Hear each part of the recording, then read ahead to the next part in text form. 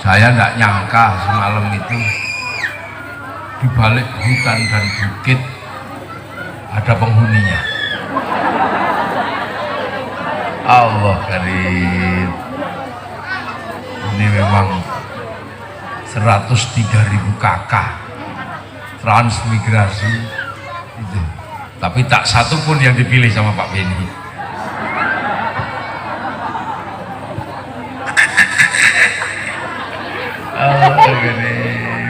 Ini sesuatu yang luar biasa. Dan di pedalaman yang seperti ini, hari ini kita sudah bisa membuktikan bahwa hari ini kita berada di zaman di mana tidak ada jarak antara manusia yang satu dan manusia yang lain. Ada warna dan corak yang sama. Orang Jakarta pakai masker, sampai di tungkal pedalaman seperti juga masih pakai masker. Artinya ada ancaman penyakit yang sama. Tapi ada kegembiraan yang sama. Orang Amerika, orang Cina, orang pedalaman Afrika, orang Jakarta, orang sini juga punya kegembiraan yang sama. Bisa melihat jendela dunia karena punya teknologi yang sama. Mereka pakai WhatsApp, kita juga pakai WhatsApp. Mereka butuh kuota, kita juga bisa beli kuota. Apa yang dilihat oleh orang Jakarta bisa dilihat oleh orang Muba di pedalaman. Apa yang mereka makan juga bisa kita rasakan. Jadi ada kesedihan yang sama, ada kebahagiaan yang sama. Dan itulah yang terjadi karena kita ini adalah umatnya Rasulullah Muhammad Sallallahu Alaihi Wasallam, umat zaman akhir, di mana Allah sudah menyatakan dengan tegas, waja'alnakum syu'uban wa qabaila lita'arafu. Aku bikin kalian itu berbangsa-bangsa, bersuku-suku, agar kalian saling mengenal dan saling pengertian. Ini janji Allah. Dulu orang nggak mengenal dan nggak mengerti bahwa manusia itu berbeda bangsa, berbeda suku, berbeda bentuk. Dulu orang nggak ngerti. Kenapa? Karena orang dulu mainnya nggak jauh. Kata santri, ngopi ini kurang ajar. Ngopinya nggak jauh. Umat Nabi Musa itu terkenal umat yang sangat kuat. Nabinya kuat, umatnya kuat. Ada umat Nabi Musa namanya Bal'am bin Ba'ura. Bal'am bin Ba'ura itu bisa memindah orang tanpa menyentuh. Jadi kalau Bal'am lewat, tiba-tiba di sini banyak orang menghadang jalan, Bal'am cuma bilang pindah Jambi, semuanya pindah ke Jambi. Itu Bal'am bin Ba'ura, saking kuatnya. Nabi Musa juga kuat, orang ditempiling mati. Dia punya tongkat, dipukul jadi jalan tol. Nabi Musa, jenggotnya Fir'aun ini pegang separuh hitam separuh putih. Nabi Musa. Bahkan ketika dipanggil sama Allah, teman-temannya diajak, aku dipanggil sama Allah, kalian mau ikut?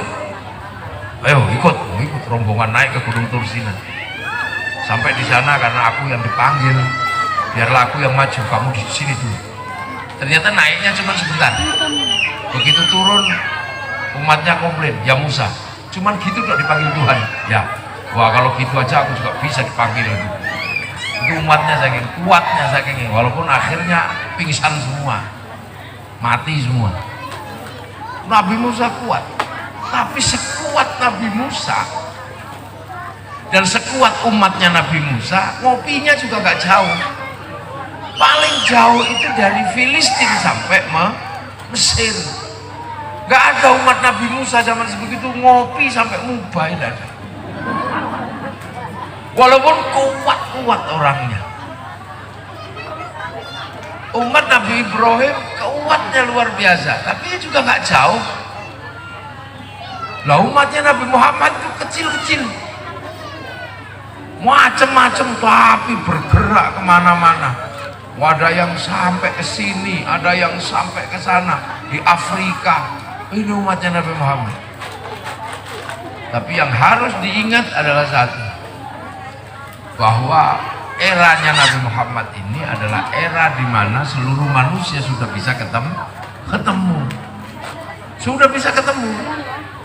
Kita bisa ketemu dengan orang Cina, kita bisa ketemu dengan orang Arab, kita bisa ketemu dengan orang Eropa, kita bisa ketemu dengan orang macam-macam.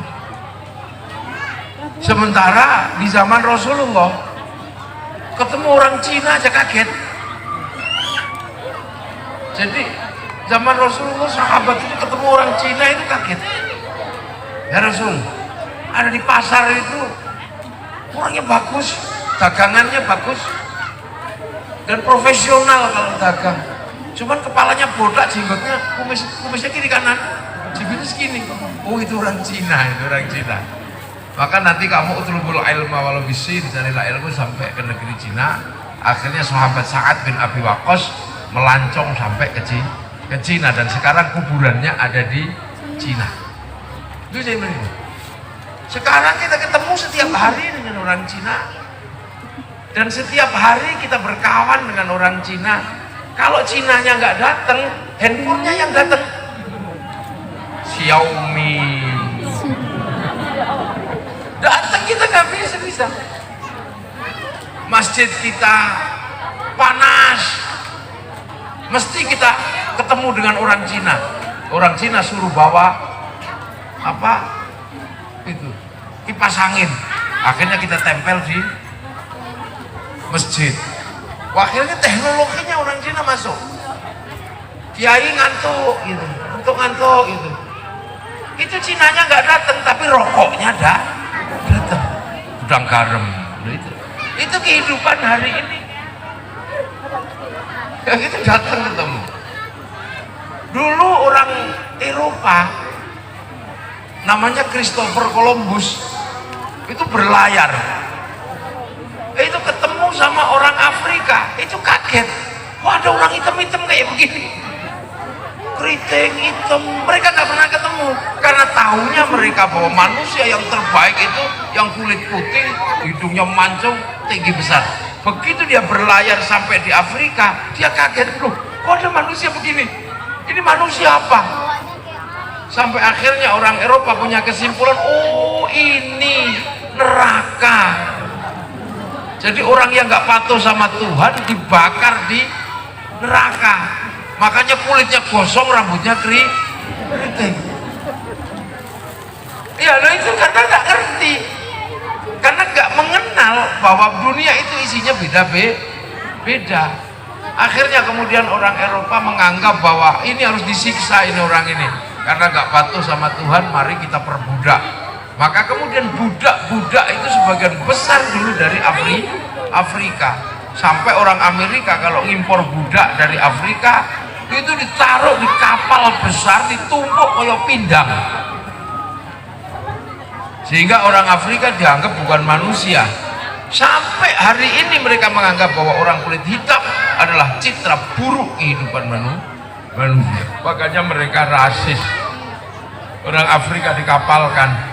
Sampai orang Afrika itu takut diperbudak, sehingga ada yang motong kupingnya biar gak diperbudak, ada yang bibirnya diiris, sehingga kemudian cantik di Afrika itu macam-macam. Ada yang cantik itu karena nggak punya bibir, ada yang cantik itu nggak punya telinga. Dulu untuk menghindari ditangkap, dijadikan budak oleh orang Eropa. Tuh. Sehingga ada perbudakan besar dalam satu kapal pengiriman dikenal dengan cerita Amistad. Amistad itu manusia kapal. Dia kalau komunikasi dengan temannya pakai bahasa lagu yang orang-orang nggak ngerti artinya. lahirlah musik kecil tanpa lagu tanpa musik, namanya akapela. Dari akapela kemudian lahir musik besar dari orang Afrika, namanya musik jazz. Dari musik jazz kemudian dirubah menjadi musik blues oleh orang Eropa, dan kemudian berubah menjadi musik rock. Ketika musik rock pindah ke Indonesia, berubah jadi rock dut. Tuh ini ya, ini dunia baru, dunia kita ini, dunia umat Rasulullah. Orang Belanda datang ke Indonesia, dia kaget, waduh orang kecil-kecil kayak gini. Jangan-jangan ini yang disebut oleh Darwin turunan monyet itu, jangan-jangan ini. Makanya Belanda semena-mena waktu itu nembaki orang Indonesia. Makanya ketika kemudian di Indonesia ditemukan tempat yang setelah tamat, tetap di subscribe, jangan lupa tombol loncengnya, dan like, comment, and subscribe, dan bagikan video ini ke teman kalian agar teman kalian selalu terhibur.